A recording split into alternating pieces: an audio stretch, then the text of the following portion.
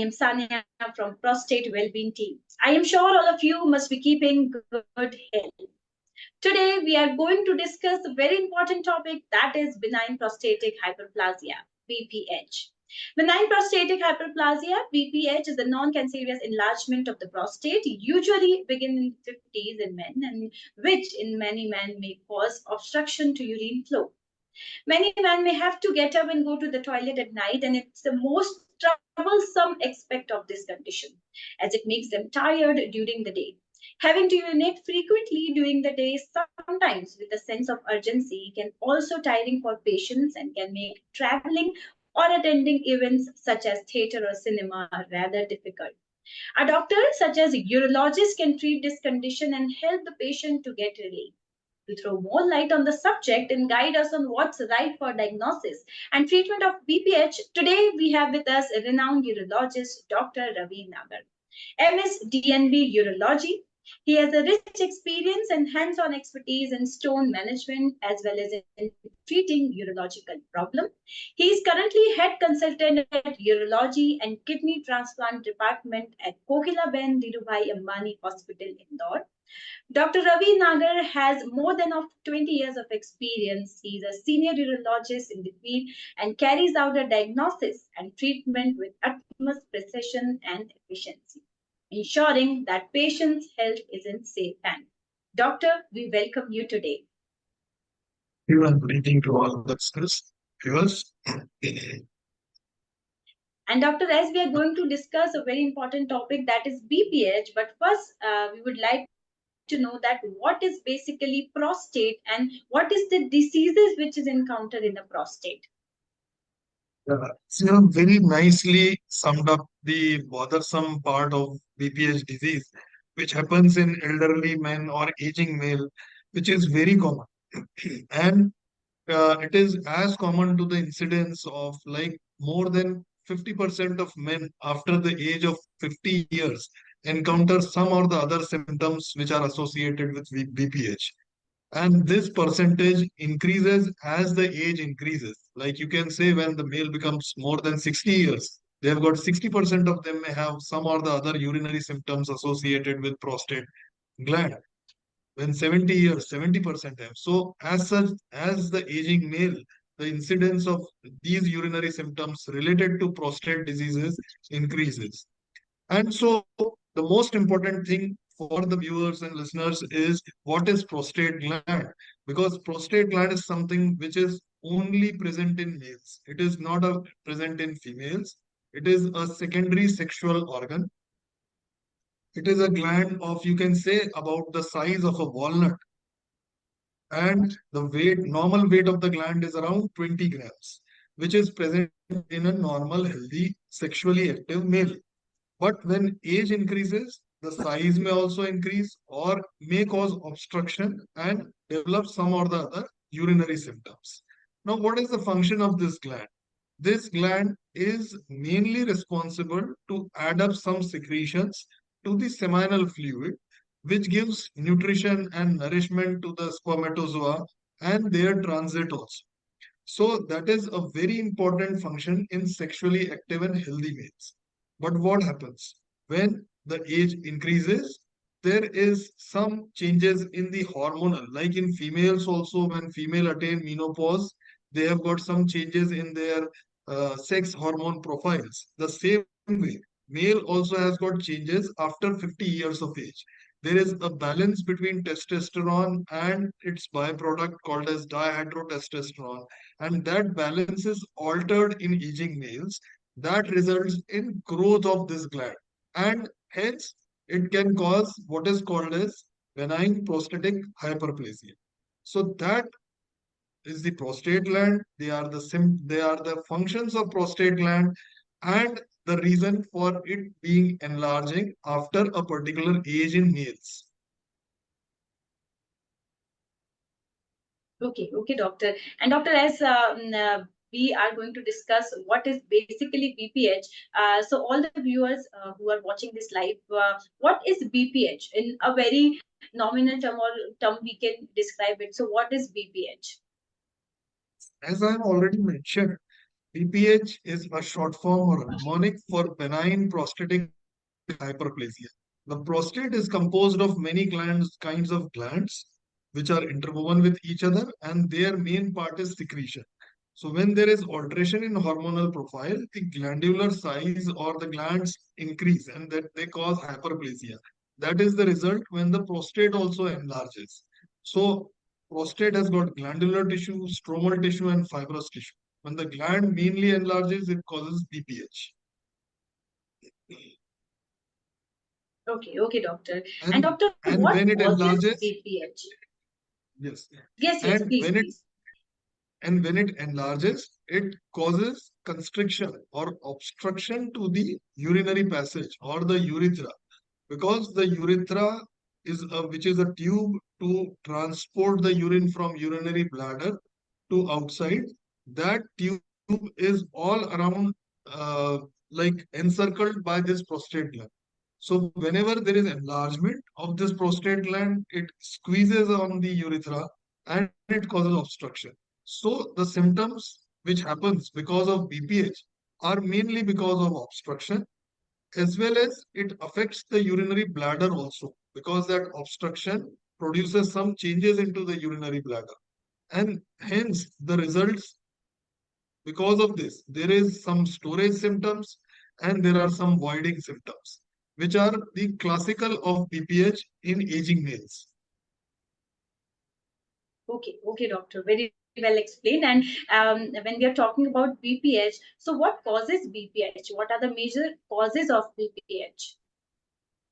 See, as I have already mentioned, aging males do have an imbalance or between their sex hormones, because the testosterone is the hormone which regulates the prostatic secretions, prostatic growth. Its byproducts is DHT. When this imbalance is created, as a result of that, because of this imbalance, the prostate starts enlarging and that causes BPH. Okay, doctor, as we have discussed BPH, what causes BPH, but here comes a question that how a patient should know the symptoms that this is the right time to go to a urologist, and someone has to consult a urologist. So, what are the symptoms associated with BPH, or we can say that what are the symptoms which is like particular, and someone has to go to a urologist because of these symptoms. This is a very pertinent question in the aspect of BPH, because as I have said that when the gland enlarges, it produces obstruction on the urethra. As a result of obstruction, there are some voiding symptoms or symptoms which are related to obstruction. And there are symptoms which happens because of the storage of urine into the bladder. So they are categorized as storage symptoms. So there are obstructive or voiding symptoms and storage symptoms. Now, what are these symptoms? These symptoms are very important for the patient to know. So I'll say these symptoms in English as well as in Hindi also. Reason being, patient should know, should be aware of that these symptoms. They should not think that it is something lifestyle, because Indian population में कई patient ये समझते हैं कि old age में तो ये होता ही है, बार बार यूरिन तो आता ही है, या रात में कई दफे तो उठ के हमें जाना ही पड़ेगा, ये तो उम्र की वजह से होता है. दे शुड आइडेंटिफाई कि नहीं, ये सिम्टम उम्र की वजह से नहीं है, इसकी वजह से एक यूरिनरी कॉज भी हो सकता है. तो ये सिम्टम्स क्या है? Obstructive symptoms are like poor stream of urine, urine का फ्लो जो है या धार जो है वो कमजोर हो जाना, पतला हो जाना, रुक रुक के यूरिन आना या intermittent urination, then straining to pass urine, urine करने में जोर लगाना पड़ना, या सेंस ऑफ इनकम्प्लीट वॉइडिंग के यूरिन करने के बाद में भी ये एहसास रहना कि यूरिन आने की इच्छा बनी हुई है. तो ये कुछ ऑब्स्ट्रक्टिव सिम्टम्स हो सकते हैं. हेजिटेंसी, जैसे कि यूरिन करने के स्टार्टिंग में काफी देर वेट करना पड़ता, that is called as hesitancy. तो ये ऑब्स्ट्रक्टिव सिम्टम्स होते हैं. कुछ स्टोरेज सिम्टम्स भी होते हैं जो कि काफी बॉदरसम होते हैं या मरीजों को काफी परेशान करते हैं, जैसे कि फ्रीक्वेंसी होना, यूरिन बार बार लगना, हर आधे घंटे, पौन घंटे, 1 घंटे यूरिन जाने जैसा फीलिंग आना, अर्जेंसी होना कि यूरिन लगा और तुरंत यूरिन या टॉयलेट के लिए रश होना पड़ना, रोक नहीं सकना यूरिन को, जाते जाते यूरिन कुछ लीक हो जाना, या रात में कई दफे यूरिन के लिए उठना पड़ना, तो ये कुछ स्टोरेज सिम्टम होते हैं। इन दोनों जो सिम्टम्स होते हैं, ऑब्स्ट्रक्टिव सिम्टम्स और स्टोरेज सिम्टम्स, ये दोनों की वजह से जो है प्रोस्टेट के सिम्टम्स होते हैं, और ये पेशेंट के लिए काफी बॉदरसम या परेशान करने वाले होते हैं। यस यस डॉक्टर, डॉक्टर जैसा कि आपने बताया कि कई बार लोग ऐसा सोचते हैं कि क्योंकि अब एक एज है सो यूरिन बार बार आएगी, बट जैसा कि आपने कहा कि ये समझना कि this is the right time अब यूरोलॉजिस्ट के पास जाए, तो ये कुछ सिम्टम्स बीपीएच के हो सकते हैं, और अगर आपको ऐसे कोई सिम्टम्स हैं तो आप डेफिनेटली एक यूरोलॉजिस्ट को कंसल्ट करें, बिकॉज ऐसे मैं डॉक्टर ने मैं कहा। कई हमारे पेशेंट्स या जो इस तरह से आते हैं उनको मैं भी एक सलाह देता हूँ कि आप खुद पहचान सकते हैं कि आपको बीपीएच है या नहीं। आप खुद ही अपने आप को जान सकते हैं। वो उसके लिए कई एसोसिएशंस जैसे अमेरिकन यूरोलॉजिकल एसोसिएशन है, उन उन लोगों ने कई सारे चार्ट्स बनाए हैं जिसे हम आईपीएसएस स्कोरिंग कहते हैं। International prostatic symptom score system होता है, जो कि हर एक सिम्टम को ग्रेडिंग या स्कोरिंग देता है। जैसे कि रात में कितनी दफे यूरिन जा रहे हैं, तो 1 2 3 4 5 दिए जाते हैं। कितना यूरिन बार बार लगता है, यूरिन का फ्लो कैसा आता है। तो इन सारे सिम्टम्स का एक स्कोरिंग सिस्टम बनाया है। जब पेशेंट खुद ही अपने हाथ से ये स्कोरिंग सिम्टम अपनी तकलीफों के अनुसार भरता है, तो उसका जो एग्रीगेट स्कोर बनता है, उससे हमें क्लियरली पता लग जाता है कि इन्हें माइल्ड बीपीएच के सिम्टम्स हैं या मॉडरेट सिम्टम्स हैं या सीवियर सिम्टम्स हैं। तो इस तरह से हम ग्रेडिंग भी कर सकते हैं। अगर मॉडरेट से सीवियर कैटेगरी में आते हैं तो उन्हें तो तुरंत यूरोलॉजिस्ट की सलाह लेने या परामर्श लेना चाहिए। Okay, yes yes doctor, doctor कैसे हम इन्वेस्टिगेट कर सकते हैं, जैसे कि आपने बताया कि someone can, because there are so many bars जिसके हिसाब से moderate and high BPH कर सकते हैं, but how somebody can investigate that this is particularly BPH? अगर किसी पेशेंट को उम्र दराज या बढ़ती उम्र के मेल्स में इस तरह के सिम्टम्स होते हैं, तो जब वो हमें रिपोर्ट करते हैं तो सबसे पहले तो हम उनकी पूरी हिस्ट्री की जानकारी लेते हैं। जैसे मैंने स्कोरिंग सिस्टम बताया, उससे उनको असेस करते हैं कि वो किस कैटेगरी में सिम्टम्स के हिसाब से आते हैं। तीसरा चीज होती है कि कई दूसरी मेडिकल बीमारियां भी होती है जिसकी वजह से यूरिनरी सिम्टम्स होते हैं। जैसे शुगर का पेशेंट है तो उन्हें रात में कई दफे यूरिन जाना पड़ता है, तो डायबिटीज को देखना। कई हार्ट के पेशेंट होते हैं जिनका यूरिन रात के वक्त में ज्यादा यूरिन वॉल्यूम बनता है, तो उनसे तो हिस्ट्री टेकिंग इसके अंदर बहुत इंपॉर्टेंट होता है। दूसरी बीमारियों का जानकारी लेना and awareness and to take information about other medical conditions also. So first thing we do that. Then comes an important thing, that is physical examination. Physical examination में हम देखते हैं पेशेंट को कि प्रोस्टेटिक एग्जामिनेशन करते हैं, जो कि डिजिटल रेक्टल एग्जामिनेशन होता है। उसमें प्रोस्टेट का साइज असेसमेंट होता है, उसकी कंसिस्टेंसी या हार्डनेस या कोई नोड्यूल, इस तरह से जानकारी ली जाती है। साथ में ये भी देखा जाता है कि कई मरीज जो लंबे समय से रुकावट वाले सिम्टम्स के साथ हैं, उन्हें जोर लगा के, ताकत लगा के हर्निया डेवलप हो जाते हैं। कई यूरिनरी रिटेंशन में आते हैं जिनका कि ब्लैडर भी हमें पेट की जांच करने पे फील होता है। तो इस तरह से फिजिकल एग्जामिनेशन हिस्ट्री टेकिंग के बाद बहुत इंपॉर्टेंट एस्पेक्ट है जो कि हमें करना चाहिए, जिससे कि कई सारी चीजें क्लियर हो जाती है। फिजिकल एग्जामिनेशन के बाद आता है इन्वेस्टिगेशंस का पार्ट। इन्वेस्टिगेशंस में सिंपल इन्वेस्टिगेशंस जैसे एक यूरिन टेस्ट या किडनी फंक्शन टेस्ट, क्रिएटिनिन की जांच से लेके हम सोनोग्राफी कराते हैं। सोनोग्राफी में हमें यह पता चलता है कि प्रोस्टेट का साइज क्या है, यूरिन करने के बाद कितना यूरिन ब्लैडर में रिटेन करते हैं या पोस्ट वाइड रेसिड्यू कितना है। तीसरी चीज हमें पता चलती है कि ब्लैडर की कंडीशन या किडनीज की कंडीशन कैसी है, क्या वो प्रोस्टेट की रुकावट से उनके ऊपर कोई असर तो नहीं गिर रहा है। तो सोनोग्राफी के द्वारा अमूनन हमें यूरिनरी ट्रैक्ट की अच्छी जानकारी मिल जाती है। साथ ही इसके बाद कुछ टेस्ट हमें करने होते हैं, क्योंकि बीपीएच और प्रोस्टेट का कैंसर लगभग सेम उम्र में सेम सिम्टम्स के साथ ही होते हैं। तो एक पीएसए करके प्रोस्टेट स्पेसिफिक एंटीजन की जांच होती है, जो कि एक सिंपल ब्लड टेस्ट है। और उससे हमें, that is a screening test for prostate cancer, और उससे हमें पता चलता है कि पेशेंट को कैंसर होने की शंका या सस्पिशन तो नहीं है, तो वो कराना चाहिए। साथ में यूरोफ्लोमेट्री, एक यूरिन के फ्लो की जांच है, जिससे कि हमें असेसमेंट होता है कि कितना ज्यादा पेशेंट का ऑब्स्ट्रक्शन लेवल है या फ्लो रेट्स कितने कम है। इन सभी टेस्ट को मिला जुला करके और फिर एक ओपिनियन बनता है कि हाँ, हम पेशेंट को किस तरह के कैटेगराइजेशन, माइल्ड सिम्टम्स के हैं, मॉडरेट कैटेगरी में रखेंगे या सीवियर कैटेगरी में रखेंगे। कई बार प्रोस्टेट की वजह से किडनी फेलियर के सिम्टम्स होते हैं, या इतना ज्यादा डैमेज ऑलरेडी ट्रैक्ट्स को हो चुका होता है, तो हमें कैथेटराइज करना पड़ता है, पेशेंट को यूरिन का नली डालनी पड़ती है।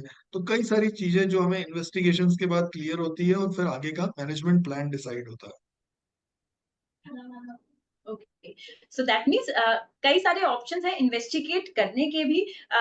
डॉक्टर, बहुत सारे लोग सेल्फ मेडिकेशन का भी उपयोग करते हैं, उन्हें लगता है, या सजेशन फ्रेंड ने बोला कि नो हमें ऐसा हुआ था और अब ऐसा है। So how harmful is self medication if somebody is having any kind of symptom?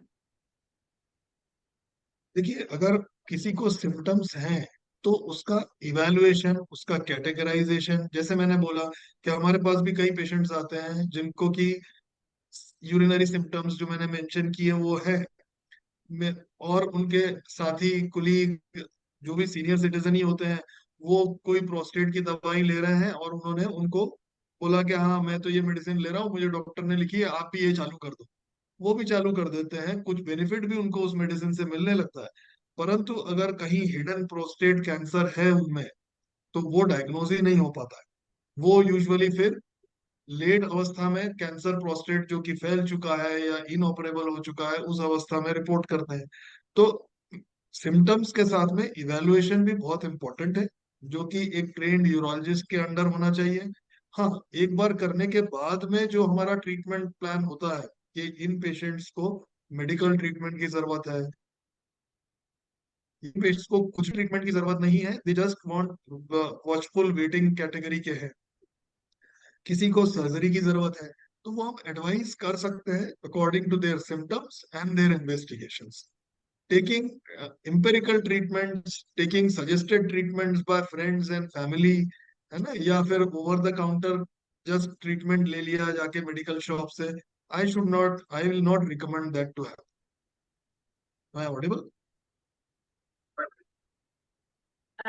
Yes, yes, doctor. Now you're audible. Please continue. Yeah, so I would not recommend to, Please continue, doctor. We were talking about I would the not various. I would not yes, I would not recommend to have empirical treatment, या over the counter दवाई वाले से पूछ के या friend ने suggest कर दिया ले लिया, because they can sometimes be harmful also. तो यानी कि ओवर द काउंटर प्रोडक्ट्स और मेडिकेशंस तो very harmful, one should not, जैसे कि आपने कहा कि फ्रेंड से सजेशन या कोई मेडिसिन ले रहा है वो खा लिया, that is harmful. So doctor, जब हम बात कर रहे हैं बीपीएच की, हमने सिम्टम्स जाने, कॉजेज जाने, सो क्या ट्रीटमेंट्स ऑप्शंस जो हैं वो अवेलेबल हैं बीपीएच के लिए? Like what we have discussed is first the symptoms, then the investigations, then the categorization of the patient into the categories के कैसे रखते हैं। उसके बाद में like after that we decide the treatment plan for the patient. If everything looks to be normal, they have got few symptoms, scoring is less, then there is something called as watchful waiting. हम बोलते हैं कि just do some lifestyle changes, कुछ अपने व्यवहार में, अपनी lifestyle में बदलाव करें, जिसकी वजह से कि ये आप सिम्टम से कंट्रोल में रख सकेंगे।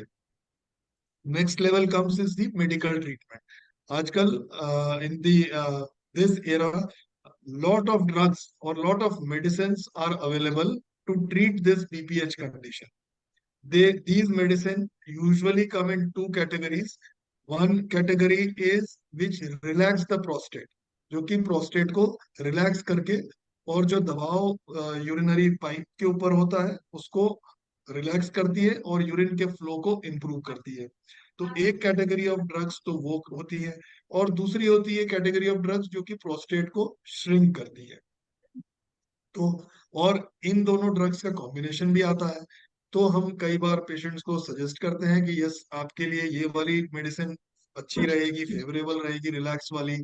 आपका प्रोस्टेट काफी एनलार्ज्ड है तो साथ में हमें सिकोड़ने वाली या प्रोस्टेट को श्रिंक करने वाली मेडिसिन भी लेनी पड़ेगी।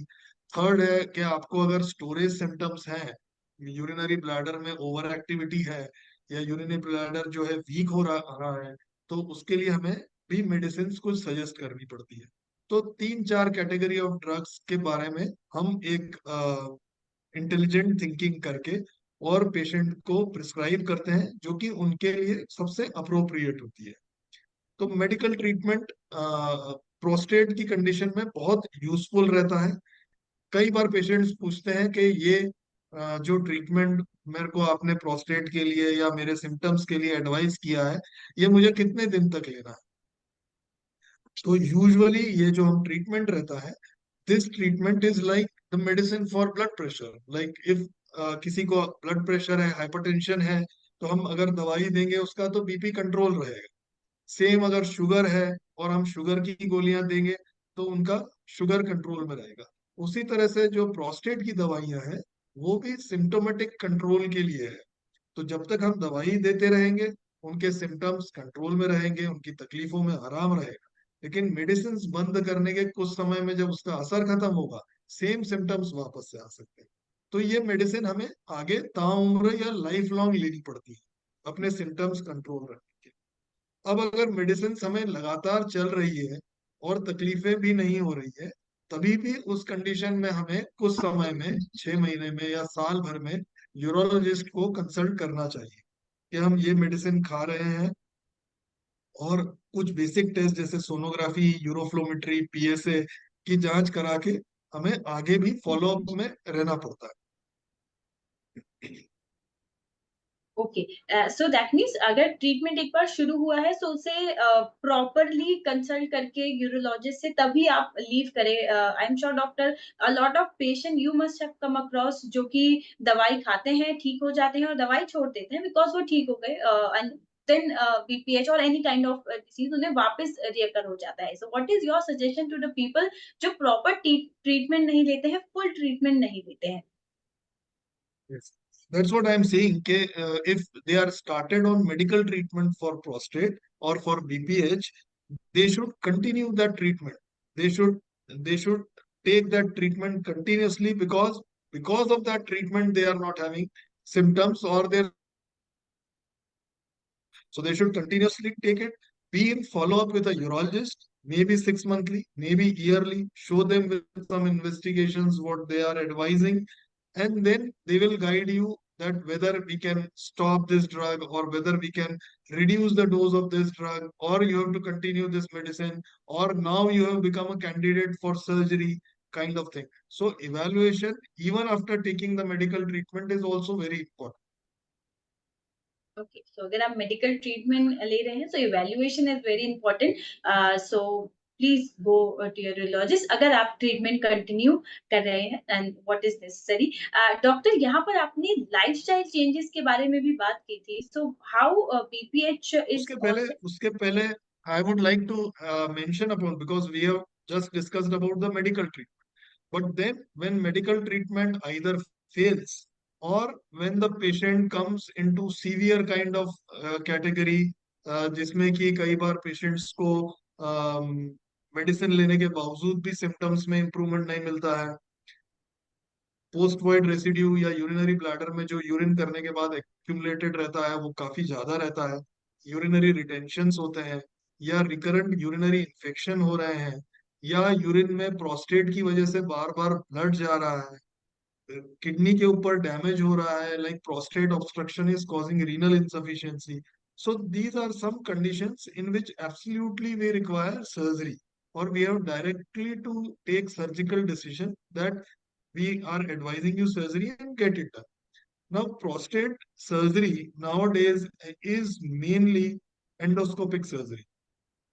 Now, it is not the era of open surgery these days. Like, hardly we are doing any open prostatectomies uh, in this era. Mostly the surgery are from the normal urinary passage. Either it can be resection of the gland, that is, we cut the gland by electric current, laser, or maybe by any kind of energy source and remove the prostatic obstruction. The other method is enucleation, in which we enucleate या prostate के lobe को पूरा circumferentially निकालते हैं laser के द्वारा, and then we just morcellate it and take it out. So purpose is to relieve the prostatic obstruction.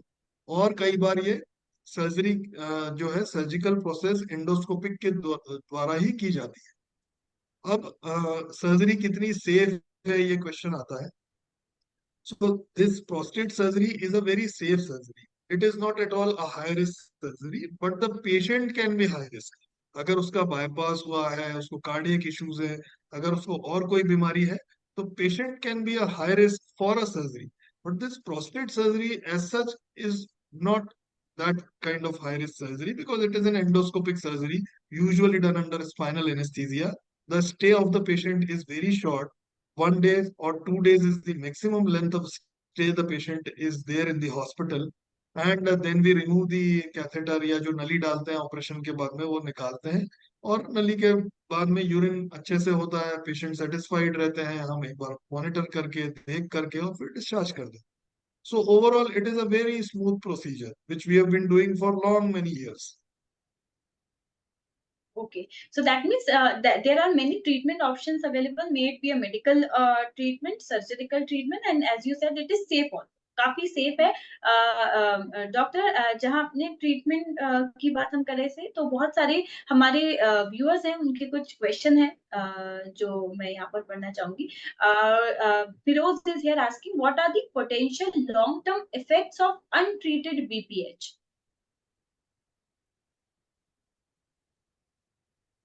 BPH को हम ट्रीट नहीं करते हैं तो ये बेसिकली ऑब्स्ट्रक्शन की वजह से जो सेकेंडरी चेंजेस आते हैं. तो सबसे इंपॉर्टेंट चेंज है कि हमारा ब्लैडर जो है वो वीक होते जाता है. Slowly slowly it will increase the post void residue and it will become a contractile, या उसका जो प्रेशर करने की क्षमता है या जो यूरिनरी ब्लैडर को पुश करने की क्षमता है वो धीरे धीरे खत्म हो जाती है. उसकी वजह से यूरिन रिटेंशन हो सकता है. और जब हम पता करते हैं ब्लैडर बिकम्स ए कॉन्ट्रैक्टाइल, तो फिर ऑपरेट करना भी उचित नहीं होता है, because even if the patient is operated or the obstruction is relieved, but the urinary bladder is not able to push urine outside. So then patient has to be on either catheter or a suprapubic catheter or has to do self-intermittent catheterization. तो एक नुकसान तो वो होता है अगर हम untreated छोड़ दें इसको. दूसरा, कई बार हमने देखा है कि यूरिनरी स्टोन्स बन जाते हैं, चाहे वो ब्लैडर में बन रहे हो, किडनी में बन रहे हो, ऑब्स्ट्रक्शन की वजह से. तीसरा, रिकरेंट यूरिनरी इन्फेक्शंस होंगे, क्योंकि यूरिन अंदर इकट्ठा रहेगा तो बार बार इन्फेक्शन, खास करके डायबिटिक्स में it is very harmful. It can even damage the kidneys also. Back pressure changes जो होते हैं उसकी वजह से किडनी पे प्रेशर इफेक्ट आता है. उससे किडनी फंक्शन या क्रिएटिनिन बढ़ने लगता है और रीनल फेलियर तक की अवस्था आ जाती है. तो जो सिम्टम्स रहते हैं या जो ट्रीटमेंट है उसको नजरअंदाज नहीं करना चाहिए, क्योंकि इसकी वजह से होने वाले कॉम्प्लिकेशंस या सेकेंडरी चेंजेस बड़े हार्मफुल होते हैं. Right, so don't let it untreated. जैसे कि डॉक्टर ने Yes. बहुत अच्छे से एक्सप्लेन किया कि ट्रीट करना इज इम्पोर्टेंट, से इग्नोर करना is not the solution. Doctor, यहाँ पर हमारे एक और और इसमें व्यूअर मैं बताना चाहूंगा कि सही समय पे ट्रीट करना is also very important. See, sometimes what happens is patient has come for the first time to the OPD, but looking to their reports and evaluation, हम उनको डायरेक्टली बोलते हैं कि सर्जरी की आवश्यकता है. एकदम से पेशेंट एक्सेप्ट नहीं कर पाते हैं. कारण ये है कि अरे डॉक्टर ने तो हमें ऑपरेशन बोल दिया, जाते ही ऑपरेशन बोल दिया. तो वो कोशिश करते हैं कि हम मेडिसिन लें, होम्योपैथिक लें, आयुर्वेदिक लें. And meanwhile what happens is there is sometimes ये जो परमानेंट डैमेज की हम बात कर रहे हैं, या तो वो होने के बाद में ऑपरेशन का भी बेनिफिट नहीं मिलता. अगर हम सोचे कि हम मेडिसिन लेंगे, साल भर ले रहे हैं, 2 साल ले रहे हैं, तो डैमेज इतना ज्यादा हो जाता है कि फिर ऑपरेशन करने से भी उसको रिवर्ट बैक या पूरी तरह से ट्रीट नहीं कर सकते हैं। तो timing of operation is also very important. हम जब ऑपरेट करें जबकि हमको मैक्सिमम बेनिफिट मिल सकता right. So right time is also important, you have to treat it, उसे ट्रीट भी करना है और सही समय पर भी ट्रीट करना है, ये भी काफी जरूरी है। डॉक्टर, हम ट्रीटमेंट की बात करें, ये हमारे व्यूअर है, उनका क्वेश्चन है, what are the latest advancement in BPH treatment? है। देखिए एडवांसमेंट्स, मैंने जैसे बोला कि primarily now prostate surgeries are endoscopic surgeries. या हम एडवांसमेंट को दो कैटेगरीज में डिवाइड करें तो एक फार्मेकोलॉजिकल एडवांसेस बोल सकते हैं और दूसरा हम सर्जिकल एडवांसेस बोल सकते हैं।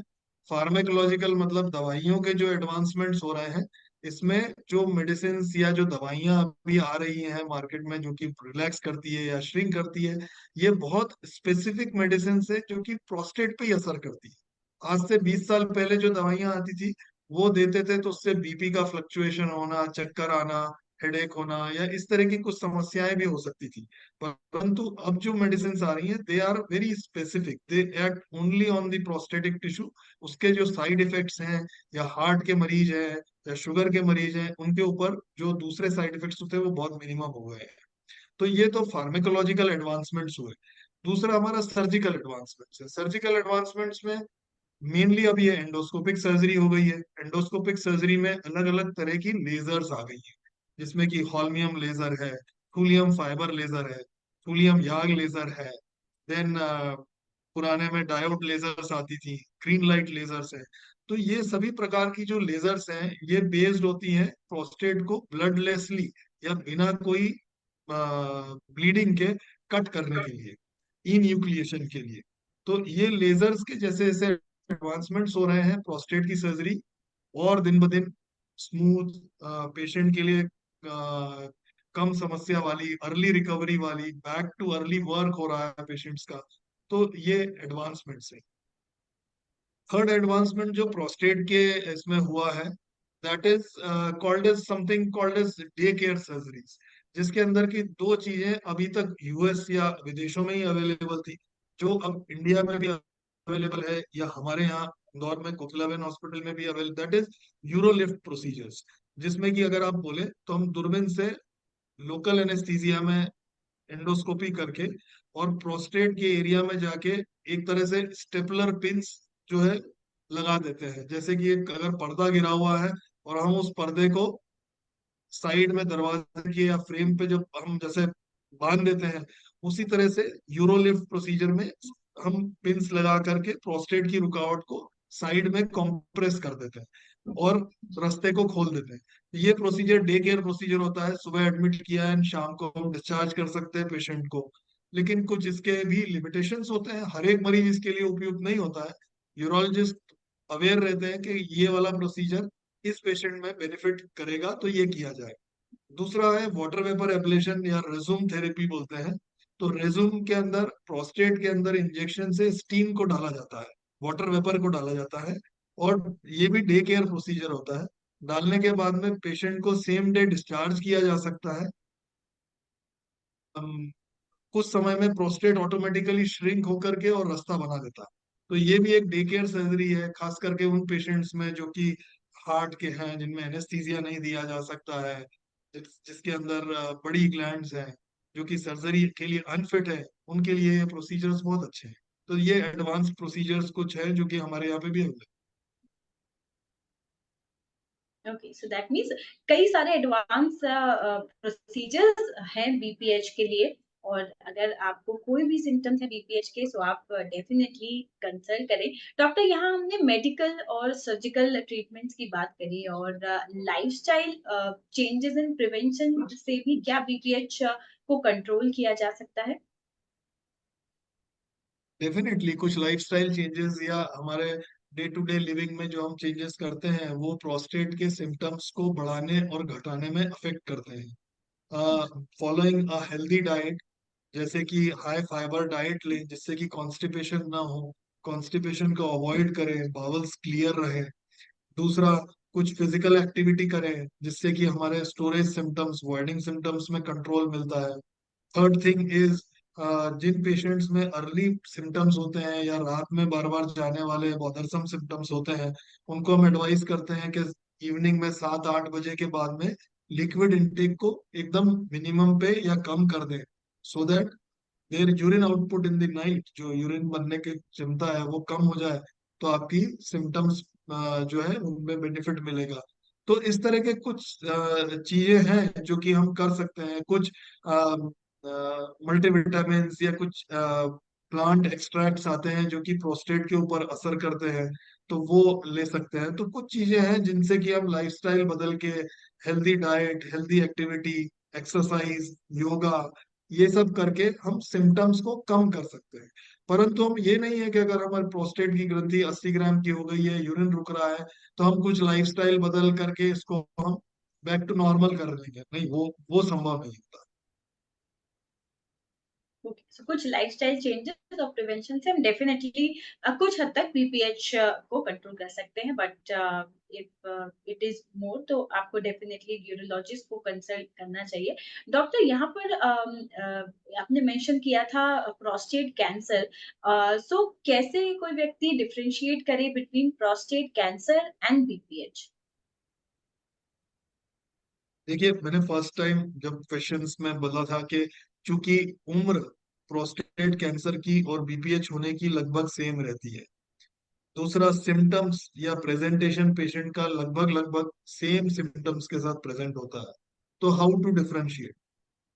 यूजुअली फर्स्ट थिंग इज, हम एग्जामिन जो करते हैं पेशेंट को, वो पर रेक्टल एग्जामिनेशन या प्रोस्टेट को पर रेक्टली फील करके, तो उसमें अगर कहीं हमें नोड्यूल, हार्डनेस, फॉर्मनेस मिलती है, तो वो एक प्रोस्टेट कैंसर का सस्पिशन देती है।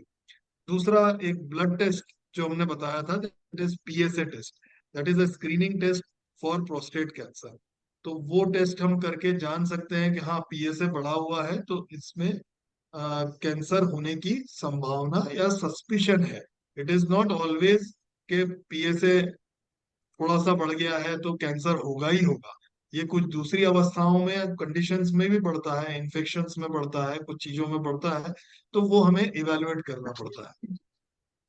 नेक्स्ट लेवल इन्वेस्टिगेशंस है, मल्टी पैरामीट्रिक एमआरआई टेस्ट है। जब हमें इन दो टेस्ट पे या इन दो एग्जामिनेशन पे सस्पिशन होता है, तो हम फिर मल्टी पैरामीट्रिक एमआरआई करते हैं, जिसमें कि हम ग्रेडिंग करके पता लगा सकते हैं कि कैंसर होने की संभावना कितनी है, क्या है। देन उससे हमारा डिसीजन होता है कि yes, this can have cancer. हालांकि confirmation of prostate cancer always happens with the biopsy only. ये सभी मोडालिटीज, चाहे वो पीएसए हो, चाहे वो फिजिकल एग्जामिनेशन हो, चाहे वो एमआरआई, इन सभी मोडालिटीज में हमें कैंसर का suspicion, most likely, highly suspicious, not suspicious, इस तरह की टर्मिनोलॉजी की ही रिपोर्ट मिलेगी। But confirmation is only by prostatic biopsies. So वो बायोप्सी नेक्स्ट लेवल पे करते हैं, जिससे कि कैंसर डायग्नोज होता है। ओके, सो बायोप्सी से ही हम पता लगा सकते हैं कि it is prostate cancer. Final cancer का डायग्नोसिस बनता है। Okay doctor. डॉक्टर, यहाँ पर हमारे व्यूअर हैं, उनका सवाल है कि how does family history influence the risk of BPH? Definitely आजकल जो रिसर्चेस आ रही है, उसके अंदर ये अभी रिवील हो रहा है कि कुछ कुछ कैटेगरी या कुछ तरह के जो कैंसर प्रोस्टेट्स होते हैं, दे आर फैमिली लिंक्ड और hereditary in nature. That is why genomic study या बीआरसीए, जो जीन, जैसे ब्रेस्ट कैंसर के अंदर भी अभी तक प्रूवन था कि फैमिली के अंदर मदर, सिस्टर अगर फर्स्ट रिलेटिव्स में है, तो ये it can happen into breast cancer can run the same way. Prostate के साथ भी आजकल लिंकिंग है, तो जीनोमिक स्टडी या जेनेटिक स्टडी की जाती है। अगर प्रोस्टेट कैंसर है, तो उनके जो फर्स्ट डिग्री रिलेटिव्स हैं, लाइक फादर, चाचा kind of thing, cousins and all that, no, first degree relatives are to be evaluated with a genomic study for prostate cancer. Okay, so that means family history can influence the risk of BPH, right, doctor? Yes, yes, yes. No, not BPH, prostate cancer. Question, that can BPH cause lower back pain? Uh, BPH causes, not directly it can cause, but yes, if it is very much advanced, it is causing urinary retention. Maybe it is giving some damage to the kidneys, or it is not really BPH, but it is some prostate cancer into it, which has spread to the bones या back में spread हो गया है, तो वो pelvic pain, bony pains कर सकता है. Okay, doctor. So as we have discussed about symptoms, how it is caused, what is basic BPH, and doctor, before we end this live session, which was very informative, any advice or suggestion or takeaway message you would like to give to all the viewers who are watching this live? So after discussing with the full topic of BPH, including the what is prostate, why it is there in the male body, what are the symptoms of enlargement, how BPH is caused, how do you evaluate prostate, and what are the treatments offered and advances in the treatment of BPH. When our viewers are knowing all these things, I would like to suggest them or advise them that do not ignore these symptoms. Whenever you have got symptoms, as we have discussed, any urinary symptoms, do consult a urologist, because these symptoms can be an alarming or even an initial early symptom for a major disease. First thing. Then second things is these symptoms, do not consider them as a lifestyle, and don't ignore them. Get them evaluated. In case the evaluation is positive or it is on your side kind of thing, then even with a small medicine or drug, you can avoid any other complication or symptoms of BPH. Okay, so do not ignore any kind of symptoms, and do refer to urologist if you have any kind of symptoms, as we have discussed the causes, symptoms, and the treatment. Very informative. Thank you so much, Dr. Ravi Nagar, for your valuable time, and it has been a very quite informative session for all our viewers, Doctor. Thank you very much, and I would um, congratulate you also for doing such kind of patient awareness topics, and best wishes to all my viewers for having a good health.